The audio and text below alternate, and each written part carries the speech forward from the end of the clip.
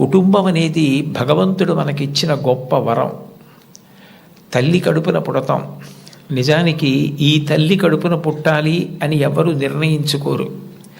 అమ్మ కడుపులో కటిక చీకట్లో తల కిందకి కాళ్ళు పైకి పెట్టి 9 నెలలు పెరిగిన తరువాత తాను విసర్జించిన మలమూత్రములలోంచి పుట్టినటువంటి క్రిమికీటకములే కోమలమైన తన శరీరాన్ని కొరుకుతుంటే బాధపడలేక చిట్ట చివరికి ప్రసవమై తల్లి కడుపులోంచి బయటికి వచ్చినటువంటి శిశువు ఒక్కసారి 6 అడుగుల ఎత్తు ఉన్నటువంటి పెద్ద పెద్ద ఆకారాలు, దీపాలు, కాంతి, దానికి తోడు మాటలు ఇవన్నీ వినపడి శరీరావయవములు పనిచేయడం ఆగిపోయి మూత్రపిండాలు, గుండె మొదలైనటువంటివి కూడా ఆగిపోయే పరిస్థితి ఏర్పడితే అప్పుడు అమ్మ తొలి దైవమై ఆమె యొక్క స్థలము నుండి కోలోస్ట్రం అనబడేటటువంటి పసుపు పచ్చటి ఎరుపు రంగులో ఉన్న ముద్ద, ఒక ద్రవం విడుదలవుతుంది. అది భగవంతుడు పెట్టినటువంటి ఒక గొప్ప వ్యవస్థ.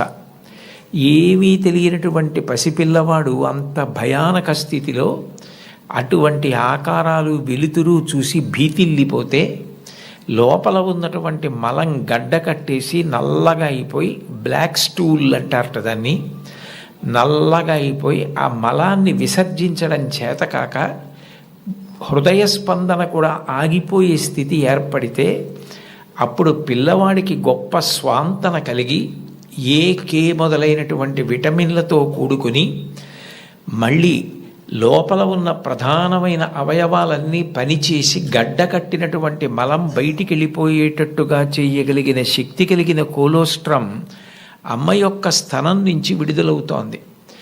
ఈ మాటలు నేను చెప్పట్లేదు. చాలా ప్రఖ్యాతమైనటువంటి ఒక గైనకాలజిస్ట్, ఒక డాక్టర్ గారు, రామాంజనేయులు గారని, వారు ఒక పుస్తకం రాశారు. ఆ పుస్తకం ఇంగ్లీష్లో ఉంది, మాతృదేవో భవ అని. ఆ పుస్తకంలో ఆయన వైద్యశాస్త్రాన్ని స్త్రీకి అన్వయం చేసి అసలు స్త్రీ అన్న ప్రాణి లేకపోతే ఈ సృష్టి లేదు, ఒకవేళ సృష్టి జరిగినా నిలబడే అవకాశం లేదు.